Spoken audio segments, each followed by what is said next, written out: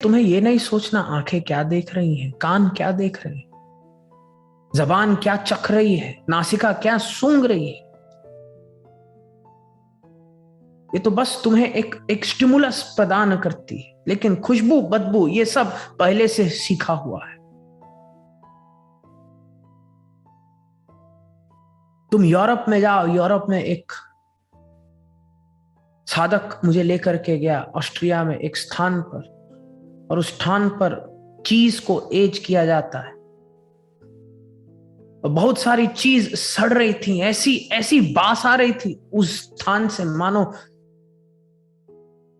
कई लाशें वहां पर सड़ रही हो। और वो बड़े खुश, एकदम सुगंध लेकर के कि आहा, उनके मुंह से पानी आ रहा था कि क्या बात है, यहाँ पे इस चीज को आप सूंघो, उस चीज को। और मैं बाहर से मुस्कुरा रहा हूँ और आंखों से पानी आ रहा है। उन्होंने कहा देखो इतनी खुशी, आंखों से पानी आ रहा है, और मैं अंदर ही अंदर, हे भगवान मुझे उठा ले।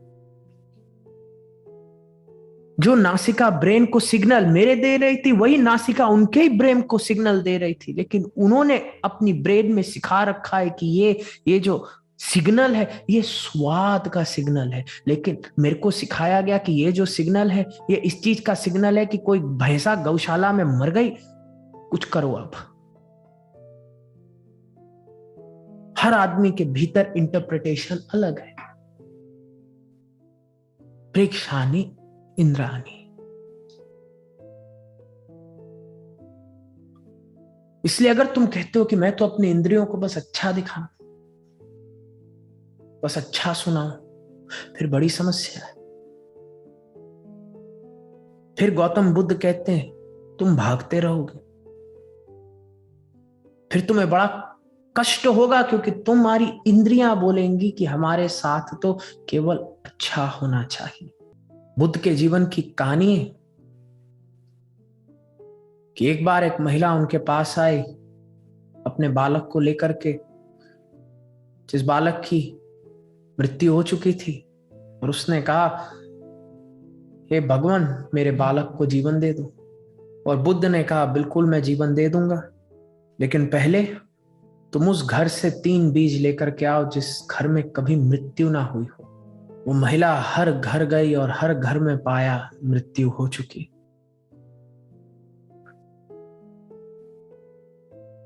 टूट गई, बुद्ध के पास वापस आई और कहती है कि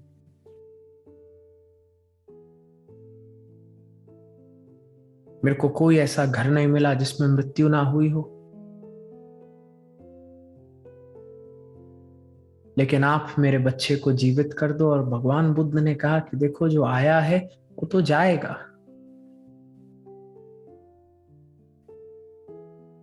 तुम इंद्रियों को छोड़ अपनी चेतना को थोड़ा और ऊपर उठाओ, क्योंकि अभी तुम केवल केवल अपनी इंद्रियों से सोच रहे हो। और अगर इंद्रियों को छोड़ अपनी अंतरात्मा से जुड़ोगे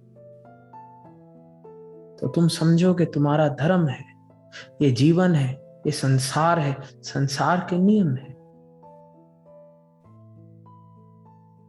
फिर भीतर शांति होगी, भीतर धन्यवाद का भाव होगा, फिर जो जीवन में हो वो ठीक। और मैं ये नहीं कह रहा कि कुछ भी तुम्हें बदलना नहीं, कुछ भी तुम्हें अच्छा करना नहीं, बस भोगो। मैं ये कह रहा हूं कि अगर कर्म करना भी है तो तुम कर्म करो, लेकिन ये याद करके कि नर्तक आत्मा ये भी एक लीला है। तुम अपने नृत्य को खुद चुनो।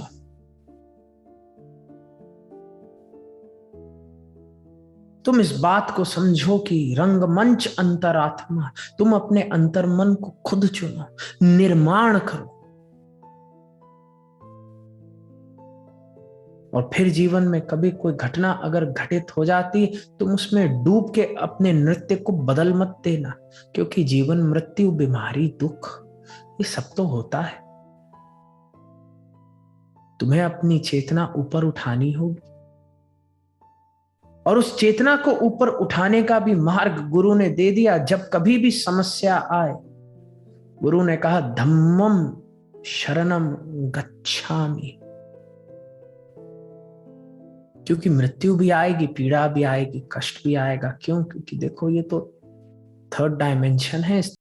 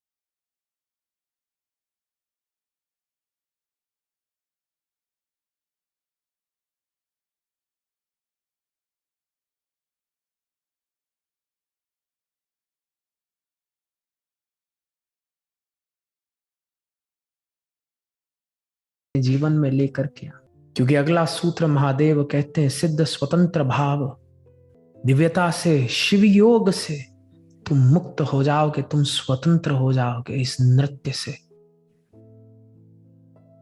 और कौन सा नृत्य? न जाने कितने नृत्य हैं, तुम्हें पता ही नहीं तुम नाच रहे हो। वही नृत्य चलता रहता है, वही नृत्य उत्पत्ति करता रहता है, और तुम कहते हो कि क्या हो रहा है। वही द सेम साइकिल। एक महिला दुखी होती, क्यों दुखी होती है? क्योंकि अरे एक टॉक्सिक रिलेशनशिप थी, गुरु की कृपा से मैं उस टॉक्सिक रिलेशन से बाहर आई, फिर एक और टॉक्सिक रिलेशन की तरफ आकर्षित होना शुरू हो गई। गुरु ने रोक के कहा, अरे ये तुम्हारे लिए अच्छा नहीं, बचो इससे। उससे हटी, फिर तीसरा नृत्य नहीं छोड़ा, अब तीसरी टॉक्सिक रिलेशन को पकड़ लिया, फिर चौथी टॉक्सिक रिलेशनशिप, फिर पांचवी आ जाएगी, चलता रहेगा। क्यों? क्योंकि नृत्य तुमने बदला नहीं। केवल दिव्यता से ये स्वतंत्र भाव तुम्हारे भीतर आ सकता है। और स्वतंत्र भाव का मतलब सिद्ध स्वतंत्र भाव, कि जब मैं इस धम्मम शरणम के रास्ते में चलूंगा तो अपने आप मेरे जीवन में मुक्ति है, अपने आप मेरे जीवन में शांति है।